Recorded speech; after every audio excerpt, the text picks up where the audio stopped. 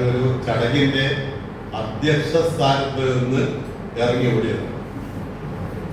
ഞാൻ ചാലോടാണ് എന്ന് വിചാരിച്ചിട്ട് ചാലോട് ഓടിയത്. സാരമില്ല, ഞാൻ പ്രശ്നമൊന്നും ഇല്ലാതെയോ. എനിക്ക് പറയാനുള്ളത്, ഞാൻ മമ്പറത്തിപ്പോൾ നടത്തുന്ന പരിപാടി ഒരു ബോധവൽക്കരണമാണ്, ആരോഗ്യ ബോധവൽക്കരണം. ഈ ആരോഗ്യ ബോധവൽക്കരണ ക്ലാസ് അവിടെ നടത്തുന്ന ആള് കേരളത്തിൽ, ഇന്ത്യയിൽ, ലോകത്തിൽ അറിയപ്പെടുന്ന ഒരാളാണ്. നമ്മുടെ എത്ര പൈസ നമ്മുടെ കയ്യിലുണ്ടായിരുന്ന ഒരു കാര്യമില്ല, എന്തെങ്കിലും കോടികളുണ്ട്, പറഞ്ഞിട്ട് കാര്യമില്ല. ആരോഗ്യമുണ്ട്, ആരോഗ്യമില്ലെങ്കിൽ ആ പൈസ എടുക്കുന്ന ഒരു കാര്യമില്ല.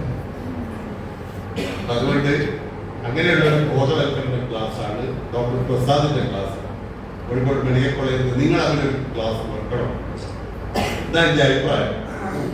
കാരണം ഞാനിപ്പോ ഏതാണ്ട് എനിക്ക് 75 വയസ്സ് ആയി. എനിക്ക് പ്രഷർ, ഷുഗർ, കൊളസ്ട്രോൾ, അതാണ്ട് പറഞ്ഞ കണ്ടാൽ തോന്നില്ല.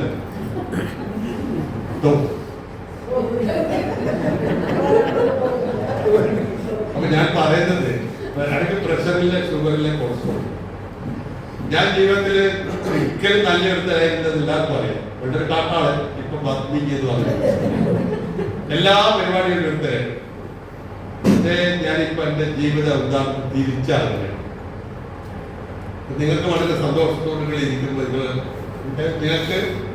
നിങ്ങൾ പഠിക്കുന്ന ആ കാലഘട്ടം അത് ജീവിതത്തിലെ ഏറ്റവും സുന്ദരമായ, ഒരിക്കലും മറക്കാൻ പറ്റാത്ത ഒരു കാലഘട്ടമാണ് വിദ്യാഭ്യാസ കാലം.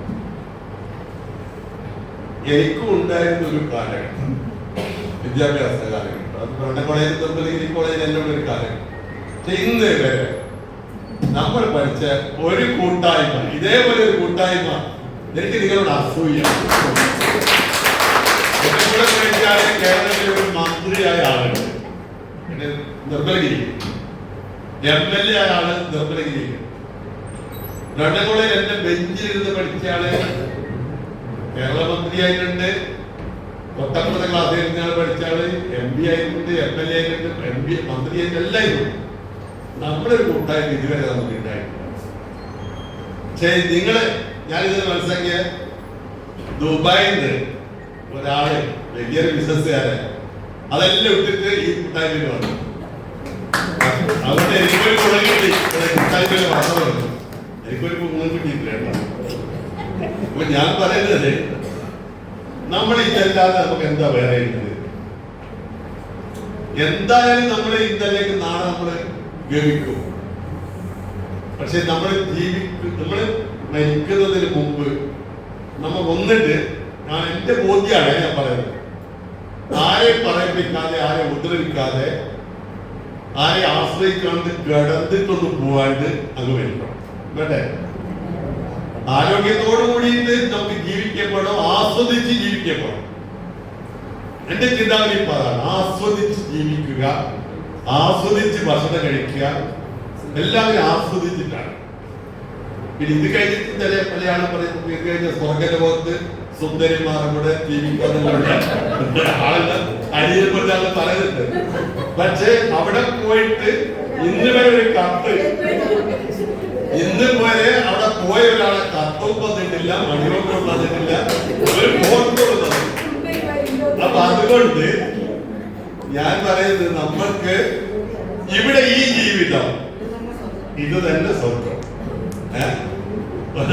ഉമാതിരുന്നേക്ക് കവിതയാണ്. അപ്പൊ ഞാൻ പറഞ്ഞത് ഇത്രയും സന്തോഷം, നിങ്ങളിപ്പോ എത്ര നല്ല സന്തോഷിച്ചിരിക്കുന്നുണ്ട്. അപ്പൊ എനിക്ക് എന്റെ നാട്ടില് ഞാനിപ്പോ പറഞ്ഞില്ലേ, ഒരു 150 ആളെ എത്തിയിട്ട് നല്ല അവർക്ക് നല്ല കാര്യങ്ങൾ പറഞ്ഞു കൊടുക്കുകയാണ്. ഡോക്ടേഴ്സ് എങ്ങനെ ജീവിക്കണം, എങ്ങനെ ഭക്ഷണം കഴിക്കണം, എങ്ങനെ വെള്ളം കുടിക്കണം, എങ്ങനെ ഉറക്കണം എന്നൊക്കെ പറഞ്ഞു കൊടുക്കുമ്പോൾ ഞാൻ എന്റെ പഞ്ചായത്തിലെ എല്ലാ 23 വാർഡുകളിലും ഞാനിത് സംഘടിപ്പിക്കാൻ പോകുകയാണ്. എല്ലാവരും നല്ലത് ചെയ്യാൻ പോവുകയാണ്. ഇപ്പാണ് ഒരു ബോധ്യം, നല്ലത് ചെയ്യും. അപ്പൊ അതുകൊണ്ട് ഞാൻ പറയട്ടെ, എന്റെ അനിയന്മാരോട് നിങ്ങൾ 76 ബാച്ച്, ഞാൻ 71 ബാച്ചിൽ ഞാൻ അവസാനിപ്പിച്ചു. അപ്പൊ അതുകൊണ്ട് ഇത് 50ാമത്തെ വർഷത്തിലേക്ക് നിങ്ങളെ കാലഘട്ടം എത്തുകയാണ്.